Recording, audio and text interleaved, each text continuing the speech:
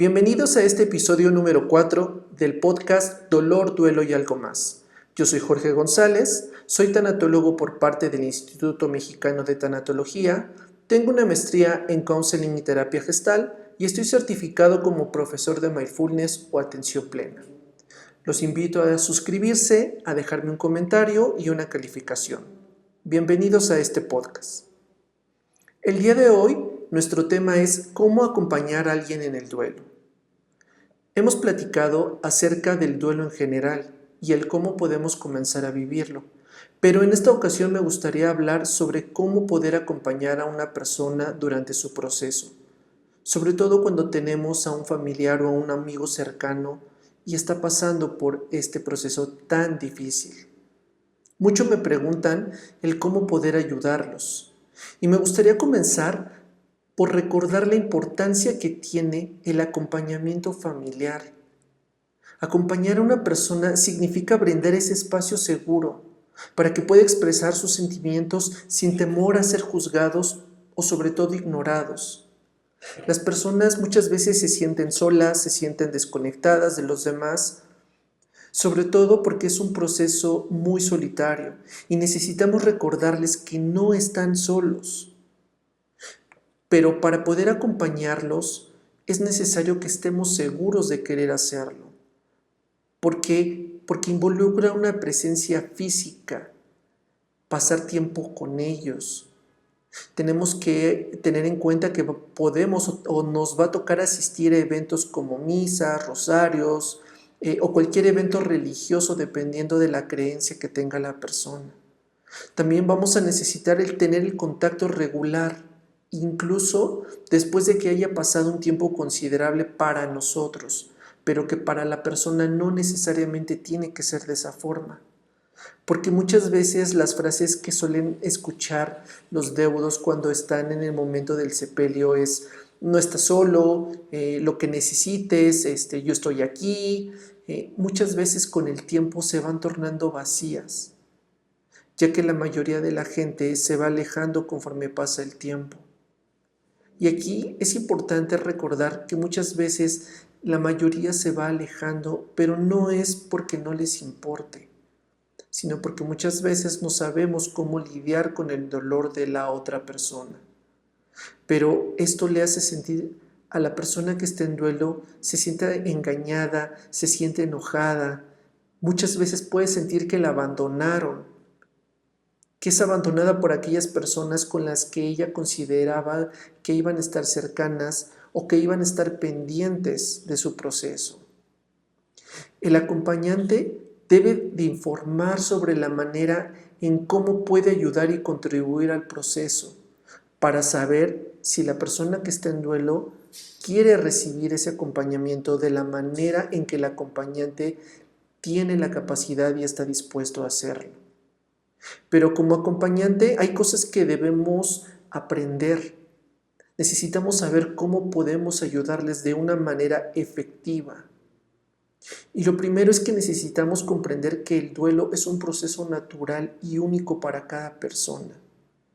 Esto incluye que no todas las personas van a reaccionar de la misma manera. Cada persona, cada individuo tiene su proceso y su manera de afrontarlo única e irrepetible. Y cuando digo que el proceso es natural, no significa que no sea doloroso.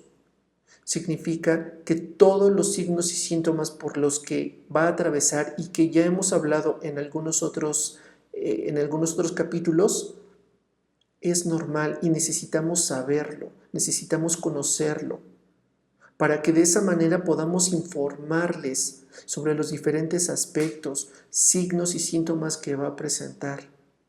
Un poco puede ser como las etapas, los síntomas comunes, pero también las estrategias de afrontamiento que son saludables a la hora de elaborar nuestro proceso. Para quien acompaña, también es necesario que aprenda a normalizar la experiencia y ayudarle a reducir la ansiedad o la sensación de estarse volviendo loco, ya que es muy frecuente que entre las personas que están pasando por un proceso sientan que se están volviendo locas o que se van a volver locas del dolor, ya que muchas veces no pueden soportarlo. Las personas se pueden descuidar físicamente, emocionalmente, y aquí la labor como acompañante es recordarles la importancia que tiene el autocuidado y alentarlos también a tomar las medidas necesarias para que pueda tener ese autocuidado. Pero ojo, es importante que no los forcemos, a ir más allá de lo que pueden soportar o de lo que pueden hacer en ese momento, ya que puede resultar contraproducente. Porque si los presionamos a hacer cosas más allá de lo que ellos pueden soportar en ese momento, podemos producir que la persona se cierre y ya no quiera recibir ninguna clase de apoyo. Por otro lado, la compañía física también necesita ser prudente. Necesitamos aprender a ser respetuosos en los momentos en que el deudo necesita estar solo y no presionar para que acepte nuestra compañía o la compañía de la familia o la compañía de otra persona. Es importante saber que va a pasar por momentos en que la soledad es necesaria para poder reflexionar, para poder hacerse esas preguntas. ¿Por qué? ¿Por qué yo? ¿Por qué él? ¿Por qué a mí? Y si no permitimos que pasen por esos momentos de soledad, muy difícilmente van a poder elaborar su duelo de una manera saludable. Por otro lado, me gustaría que conozcamos un poco los síntomas por los que va a atravesar una persona en duelo. Y esto los podemos dividir en 4 grandes partes. Por un lado están las emocionales, las físicas, las cognitivas y las conductuales. Vamos a ver un poco de ellas. En los síntomas emocionales, la persona puede atravesar por sentir tristeza, ira, culpa o remordimiento también, ansiedad, soledad, fatiga, puede sentir desamparo, va a atravesar esa etapa del shock que puede perdurar unas cuantas semanas o en algunos casos meses. Va a sentir añoranza. De vez en cuando también va a sentir un poco de alivio y también va a sentir insensibilidad. Ojo, no quiere decir que todo esto o es lo único que va a sentir la persona. Estos son algunos o los más frecuentes por los que puede atravesar una persona. Luego están las físicas. Los síntomas físicos pueden ser vacío, una sensación de vacío, sensación de opresión en el pecho, tener una hipersensibilidad a la gente, a los ruidos, a la luz, sentir una despersonalización, sobre todo cuando llega a haber crisis de ansiedad. Por el otro lado, la despersonalización también se manifiesta como sentir que yo no soy esta persona quien está pasando esta pérdida. También pueden sentir falta de aire, sentir debilidad, falta de energía o sequedad en la boca. También están los síntomas cognitivos y en ellos va a venir la incredulidad, sentir confusión, tener preocupación sobre lo que va a pasar o preocupación sobre qué está sintiendo la persona que falleció. También va a tener la sensación de presencia del ser que perdió. Esto quiere decir, muchas veces puedo yo sentir que está aquí, que sigue conmigo, que me sigue acompañando, que me sigue cuidando. Algunas otras pueden tener alucinaciones, ver sombras o imaginarse al fallecido sentado en ese lugar que le gustaba, en el sillón favorito, en la recámara, en esos lugares donde solía estar. Otro puede ser el soñar con el fallecido. Y aquí me gustaría analizar un poco este tema. El sueño es importante, ya que muchas personas no llegan a soñar con la persona que pierden muy fácilmente. Muchas veces tardan unos meses para poder hacerlo y esto les puede llegar a sentir frustración. Es importante recordarles que como parte de esa desestructura cognitiva que presentan, no es tan sencillo que puedan volver a soñar. Algunas personas pueden tener la fortuna de soñar a la persona con la que han perdido a los días o a las semanas, pero mucha gente no lo va a poder hacer. Es importante recordarles que con el tiempo y con la estructuración cognitiva que se vaya dando gradualmente, van a llegar a poder soñar con el fallecido. Y los sueños también van cargados de significados. Aquí lo importante como acompañante es no tratar de descifrarles o de interpretar el sueño.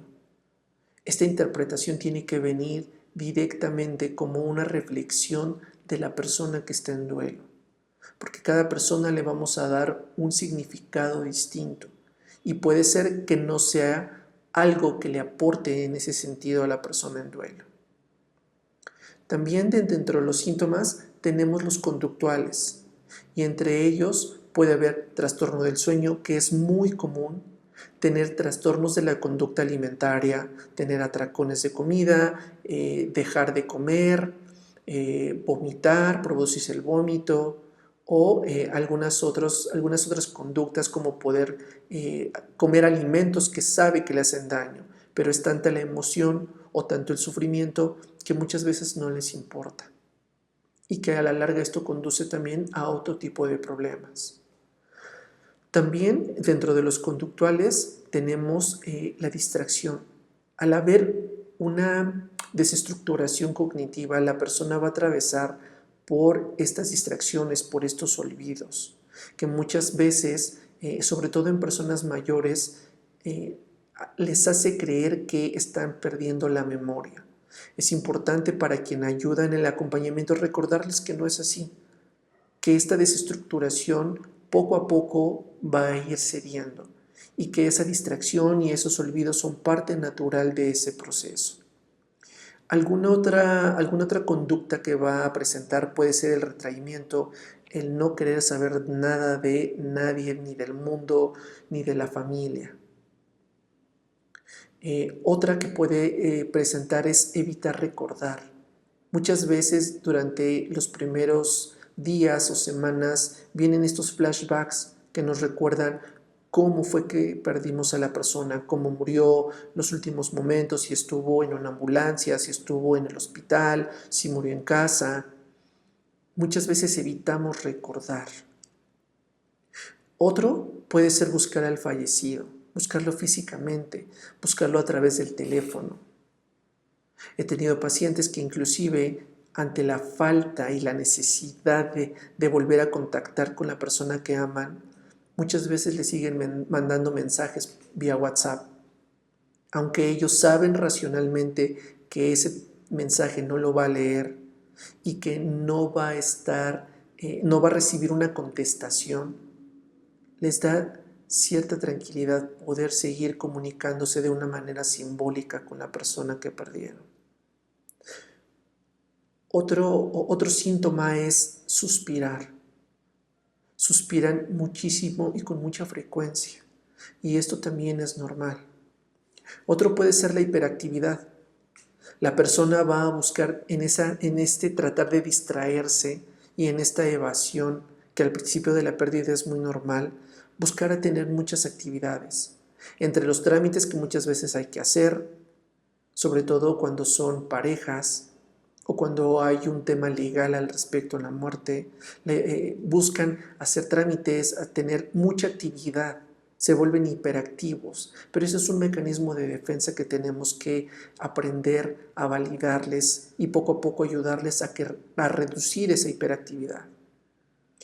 Otra conducta muy común es el llanto. Y aquí nuevamente me gustaría hacer un paréntesis, ya que el llanto es súper importante en nuestro proceso de duelo. Es la primera herramienta que tenemos los seres humanos para poder desahogarnos. Y lo importante de alguien que acompaña es jamás, por ningún motivo, pedirle a la persona que deje de llorar. Al contrario, como acompañantes es necesario incitarlos a que se desahoguen todo lo que necesiten. El llanto, si lo vemos desde una parte fisiológica, genera ciertos neurotransmisores que ayudan a sentirnos relajados. Por eso es que después de que lloramos, después de un episodio de llanto, nos sentimos relajados, nos sentimos que nos desahogamos. Y es importante permitirle a la persona y alentarla a que llore. Otra conducta puede ser visitar lugares que a los que solía ir o visitar con recurrencia con la persona fallecida. Esto les va a permitir darle un sentido y poco a poco ir aceptando esa pérdida. Y otra más sería atesorar objetos, poder tener estos objetos de transición que muchas veces son tan necesarios, de los cuales vamos a hablar un poco más adelante o en otro episodio. Ahora, me gustaría hablar un poco acerca de las herramientas que necesitamos desarrollar para poder acompañar el duelo de una persona. Y vamos a ir enumerándolas y vamos a ir desmenuzándolas un poco. La primera y una de las más importantes es la escucha activa. ¿Qué es la escucha activa? Es prestar esa atención completa y sobre todo sin interrupciones a la persona. Necesitamos demostrarles un interés genuino a través del contacto visual, del lenguaje corporal y haciendo preguntas que ayuden a fomentar esa conversación, pero no una conversación vacía o trivial, que sea una conversación significativa, que les aporte, que los lleve a la reflexión, que les permita escucharse. Otra herramienta que tenemos muy valiosa es validarles las emociones. Esto implica el que reconozcamos y les aceptemos cada emoción y cada sentimiento que la persona está sintiendo, sin juzgar. Solo nuestra labor es brindar esa comprensión y esa empatía hacia la experiencia que están viviendo. Se trata de demostrar que sus emociones son válidas y son legítimas. Aquí no importa nuestro juicio, aquí no importa lo que nosotros pensemos o sintamos. Validar la emoción, validar que tiene derecho a estar enojado, a estar triste, a estar frustrada. Sea la emoción que sea, es importante recordarle que tiene derecho a sentirse de esa manera. Y hablando de empatía, esa es otra de las herramientas muy importantes. Recordemos que la empatía es esa capacidad que tenemos los seres humanos de ponernos en lugar de la otra persona. Es comprender y compartir esos sentimientos y esas experiencias, brindar ese apoyo que tanto necesita la persona de una manera comprensiva, sincera durante todo ese proceso. Algo importante también, otra herramienta es el que podamos proporcionar la información real, que le podamos dar recursos útiles sobre cómo puede elaborar su duelo y los servicios que puede tener a su alcance, como puede ser el buscar ayuda profesional, el poder acercarse a un psiquiatra, el que pueda disponer de atención médica si es que lo requiere.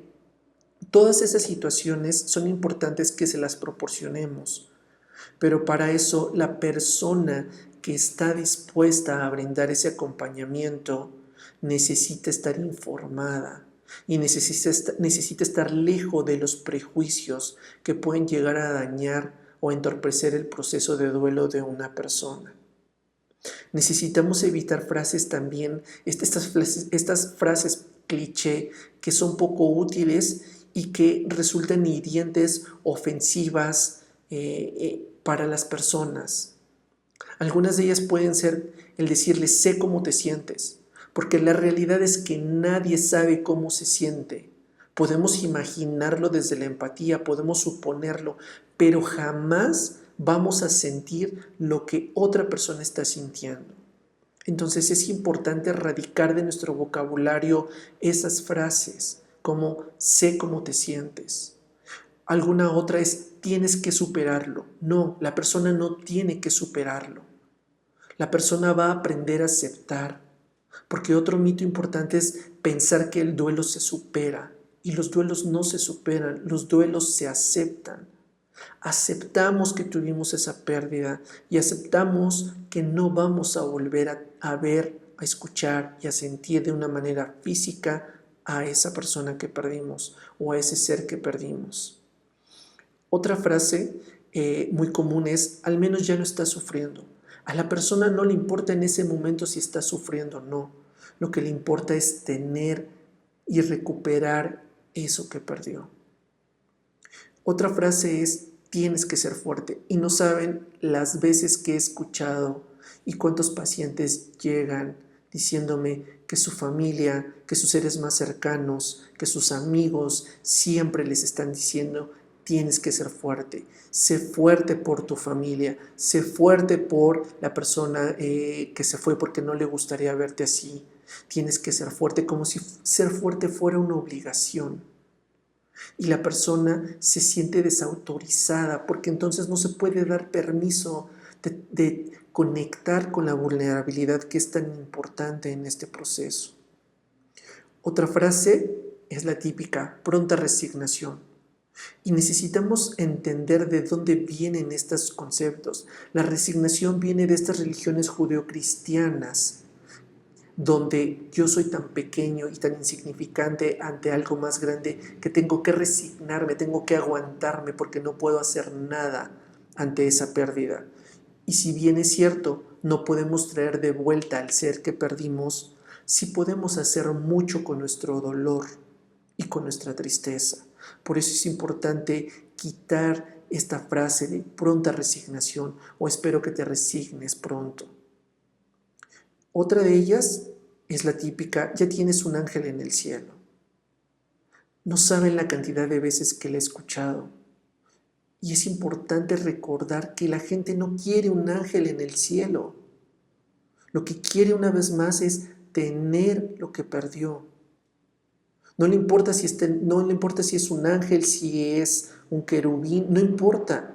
Lo que la persona quiere es tenerlo de vuelta. Una frase más es: ya pasó determinado tiempo y ahora tienes que superarlo.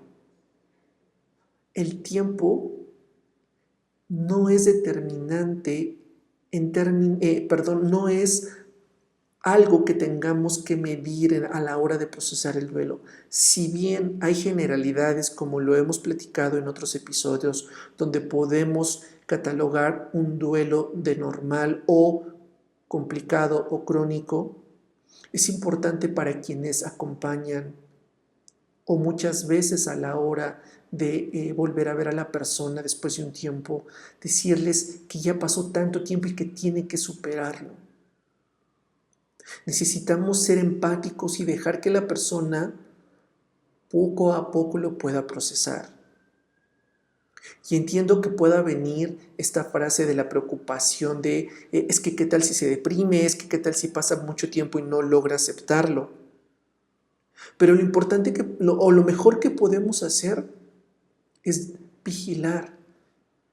Vigilar desde la lejanía, vigilar a veces de cerca, que la persona esté llevando su proceso lo mejor que pueda. Lo mejor que podemos hacer es acompañar en lugar de decirles que ya es tiempo de superarlo. Otra cosa o otra frase importante es: si lloras, no lo vas a dejar descansar. Y nuevamente, es una frase que no saben cuánto escucho. Y es importante recordar que estas frases lo único que producen es daño. Es una falacia, es un mito con el que vivimos, que si lloramos no vamos a dejar descansar a la persona que murió. Los seres humanos no tenemos la capacidad de retener a una persona con nuestras lágrimas. Necesitamos erradicar de verdad estas frases, no solo a la hora de acompañar, también a la hora en que nos presentamos en un entierro o cuando nos presentamos a dar nuestro pésame. Muchas personas no quieren recibir el pésame. Muchas personas se aguantan esos comentarios. No saben la infinidad de pacientes que me dicen: es que yo no quiero que me den el pésame, o lo tengo que aguantar por cortesía social. Fíjense qué importante es que la persona, a pesar de estar atravesando un dolor y una tristeza tan profunda, tenga que comportarse socialmente de la manera en que se espera y sobre todo aceptar frases tan vacías que lejos de ayudar hacen daño. Ahora, otra cosa que podemos hacer, retomando un poco este tema sobre las herramientas que podemos tener para ayudar a acompañar a una persona, es organizar, por ejemplo, todo lo relacionado a el entierro o a los servicios que se prestan. Muchas veces durante las velaciones, para quienes tienen este tipo de ritos, se hace necesario darles comida, darles café, pan a las personas que las están acompañando. Y ahí sí podemos ser útiles. Organizar estas comidas o estas cenas es importante, es una labor en la que podemos ayudar, ya que la persona que está sufriendo en ese momento no tiene cabeza para poder hacerlo. También podemos ayudar en las tareas diarias después de los servicios, para poder aliviar un poco la carga emocional y social que tiene la persona. Sobre todo cuando la persona en duelo tiene personitas que dependen de él o de ella, como pueden ser los hijos, cuando hay hijos pequeños o cuando hay personas enfermas o personas de la tercera edad que requieren algún cuidado especial. Nosotros como acompañantes podemos brindar ese servicio, podemos ayudarles a aliviar un poco esa carga. Podemos ayudar también con las gestiones administrativas o legales que pueden ir surgiendo. ¿Cuántas veces cuando son duelos donde se ve involucrada una parte legal, como puede ser a la hora de algún suicidio o de algún homicidio, siempre la persona va a requerir hacer gestiones administrativas, legales, y poder ayudarles, acompañarlos a hacer esas gestiones también puede ser muy útil? Muchas veces estos procesos o estos trámites se vuelven interminables y se tienen que ir una y otra vez, y muchas de estas veces es un martirio para el doliente el tener que ir constantemente a hacer estos trámites, y sobre todo si se ve solo o sola al el tener que hacerlos. Otra cosa que podemos hacer dentro de estas herramientas es acompañarlos a sus citas médicas. ¿Cuántas personas después de tener una pérdida no sufren un desbalance físico o ya tenían una patología previa? Y el poder acompañarlos a sus citas médicas, a sus terapias o a ciertos eventos conmemorativos, como para quienes hacen rosarios, como para quienes hacen algunos ritos como este tema de levantar la cruz, o misas conmemorativas, o algunos homenajes cuando la persona puede ser reconocida en algún nivel social, religioso, etc. Acompañar a la persona que está en duelo también es algo que podemos hacer y es algo reconfortante. Y otra herramienta es recordar y fomentar el autocuidado. Recordarles constantemente la importancia que tiene el que puedan dormir lo suficiente para que no presenten ansiedad. El animarlos a comer un poco siempre que ellos puedan. El un poco hacer ejercicio, de repente salir y fomentar el vamos a hacer ejercicio, vamos a caminar un poco. Cosas que puedan contribuir a despejar su mente, a tranquilizarse, a llevarlos a momentos de paz y tranquilidad. Otro es fomentar la meditación o la relajación. La meditación en los procesos de duelo es algo que nos ayuda a conectar de una manera profunda. Buscar momentos donde la persona se pueda relajar de los hijos, de los compromisos sociales, del trabajo, es súper importante. Y en eso también nosotros podemos contribuir con ellos. Ahora me gustaría hablar un poco sobre las consideraciones que tenemos que tener para poder ser un buen acompañante. Y aquí me gustaría hablar un poco sobre lo que no y lo que sí podemos hacer a la hora de acompañar a alguien. Necesitamos evitar dar consejos o soluciones rápidas. Cuando una persona busca que nosotros lo escuchemos o cuando nosotros ponemos en la disponibilidad de poder escuchar, de tener esta escucha activa, es importante que no demos consejos y mucho menos una solución rápida. ¿Por qué? Porque no entendemos el mundo que está viviendo la persona que está en duelo. No lo podemos entender completamente. En lugar, sí podemos concentrarnos en ser ese apoyo emocional, de escucha activa, de comprensión, de honestidad a la hora de dirigirnos. La persona no busca una solución, busca tener ese espacio seguro donde ella pueda expresar ese dolor y esa tristeza profunda. Necesitamos aprender a escuchar sin juzgar y evitar minimizar o trivializar sus sentimientos. No decirles, sí, es algo que vas a pasar, pero no te preocupes. No, es importante hacerles saber que es normal. Una cosa es normalizar y otra cosa es trivializar o minimizar. Decirles, no, es que no es para tanto, no deberías de pensar así. Recuerden, no se trata de hacer un juicio, se trata de escuchar sin juzgar. Otra cosa importante que podemos hacer es evitar interrumpir cuando la persona está contando su historia. Si bien nos las puede contar una y otra vez, porque es lo que necesita para volverse a estructurar, entender cómo fue que sucedieron las cosas y recordar una y otra vez nos ayuda a estructurarnos. Es necesario que no interrumpamos, que escuchemos hasta el final y mucho menos que hablemos de nuestra propia historia o desde nuestros propios procesos de duelo por los que podamos estar pasando o cómo los vivimos. Si bien es cierto que muchas veces podemos sugerir algo que a nosotros nos pudo haber servido, recuerden que es eso, es una sugerencia.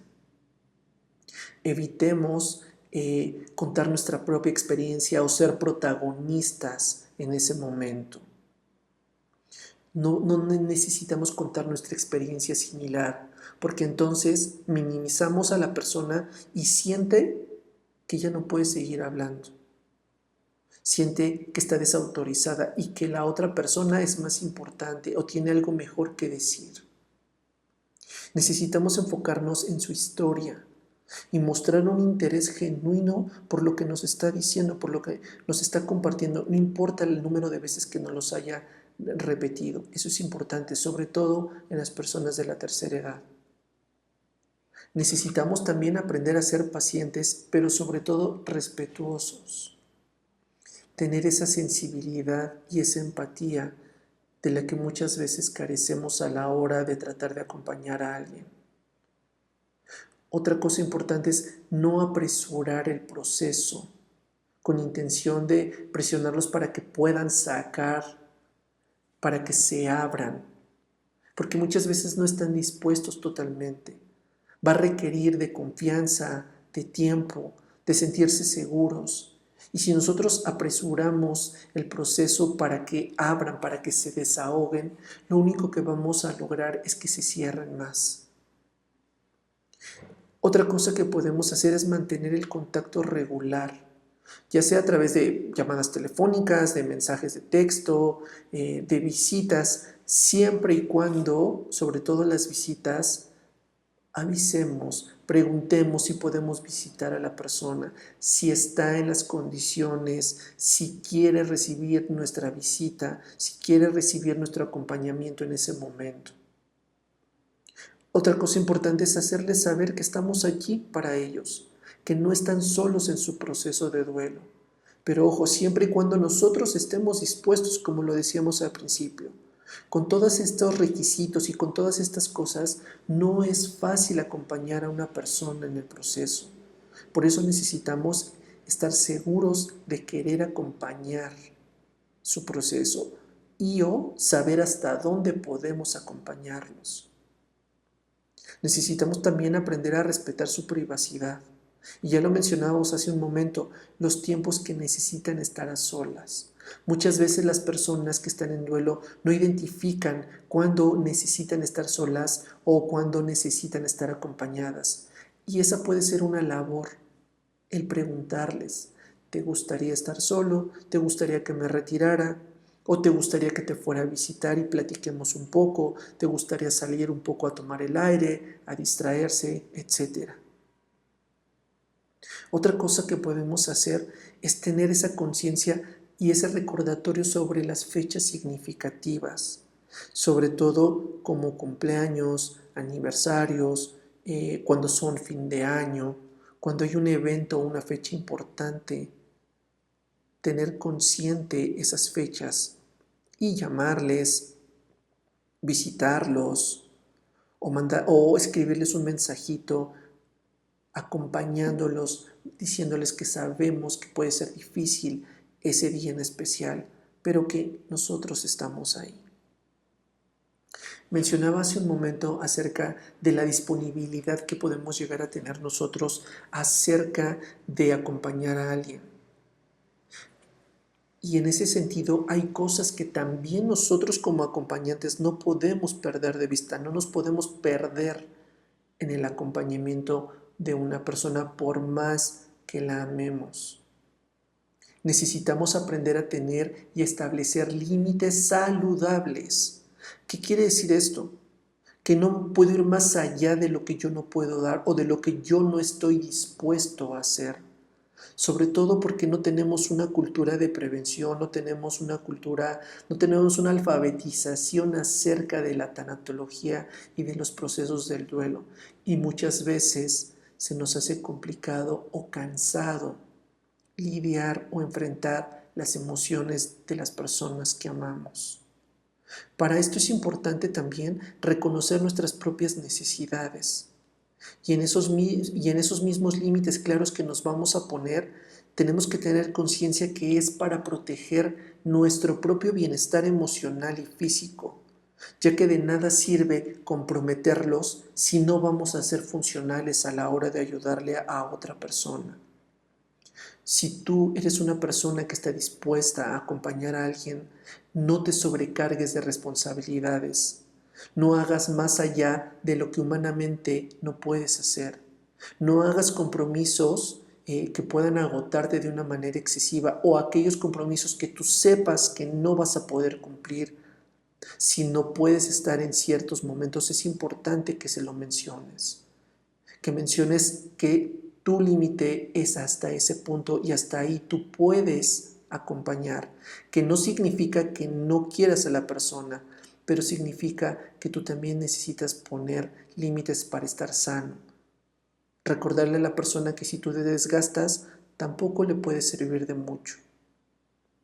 Para quienes acompañan en el proceso, también necesitan dedicarse tiempo regular para cuidarse de sí mismos. Esto puede incluir tener actividades que te brinden calma, como relajarse, como meditar, practicar ejercicio, leer algún libro, pero no un libro sobre cómo ayudar, un libro que te ayude a mantener tu mente despejada. Cosas tan básicas como poder darnos el permiso de disfrutar de un baño relajante, de un masaje, pasar tiempo en la naturaleza, hacer esos hobbies que suelen gustarnos. Es importante recordar que sí podemos acompañar a una persona, pero necesitamos priorizar nuestro propio bienestar. Para ti que acompañas o que quieres acompañar a alguien, también es necesario que busques apoyo. No tengas miedo de buscar tu propio apoyo. Es importante que durante el proceso no seas la única persona que acompaña. Podemos rodearnos de una red emocional que podamos ir intercalando ese acompañamiento. Habla con amigos, con familiares, busca grupos de apoyo, busca grupos de ayuda mutua, donde también puedas compartir esas experiencias de lo que se trata en recibir, de lo que se trata en dar un acompañamiento y lo difícil que puede llegar a ser también para la persona que acompaña. Porque ahí en esos grupos vas a recibir ese consuelo y esa comprensión. Puede ser un grupo de apoyo o también puede ser hablar con los familiares, con los amigos, salir a distraerse. Otra cosa importante es aprender a decir no. Si tú sientes que tus propias responsabilidades y límites se van a ver rebasados, tú te vas a ver desbordado, es importante aprender a decir no de una manera respetuosa. Eso no significa que no quieras a la persona, no significa que no te importe. Al contrario, necesitamos reconocer nuestras propias limitaciones y aprender a comunicarlas de una forma clara, pero sobre todo de una manera compasiva. Que no puedas asumir ciertas tareas o compromisos adicionales no significa que estés abandonando a esa persona. Significa que como una persona consciente y responsable afectivamente, no puedes ir más allá de lo que no puedes dar. Necesitas mantener ese equilibrio saludable entre ese papel que tienes tú como acompañante, pero también como esos otros aspectos que puedes tener en tu vida como pareja, como padre, como hijo, como amigo, como colaborador en alguna empresa. No puedes descuidar tus propias relaciones, tus propios intereses, tus propias actividades, esas que te brindan alegría, satisfacción o que cumplen con tus deberes. Acepta tus limitaciones, no tiene nada de malo, es parte de aprender a ser vulnerable. Reconocer que no puedo resolverle todo a esa persona por más que yo quiera, por más que sea mi papá, mi hija, mi hermano, no podemos aliviar completamente el dolor de la persona. Recuerden, el dolor es algo que siempre vamos a sentir. Tenemos que aceptar que el proceso de duelo también en algún punto es individual y que cada persona tiene que aprender a su propio ritmo, a su forma, a ir sanando. Es importante que como acompañante no te sientas culpable si no puedes solucionarle todo, si no puedes quitarle la tristeza. Muchas veces la familia intenta quitar esos estados de dolor, esas tristezas, esas frustraciones, pero muchas de las veces no depende de nosotros. Por eso es importante tener claro hasta dónde podemos llegar. Y en eso el asesoramiento profesional nos puede ayudar. Sobre todo cuando te estás sintiendo sobrepasado, no solo a la hora de alguien que está en duelo porque perdió. También sucede cuando tenemos algún enfermo.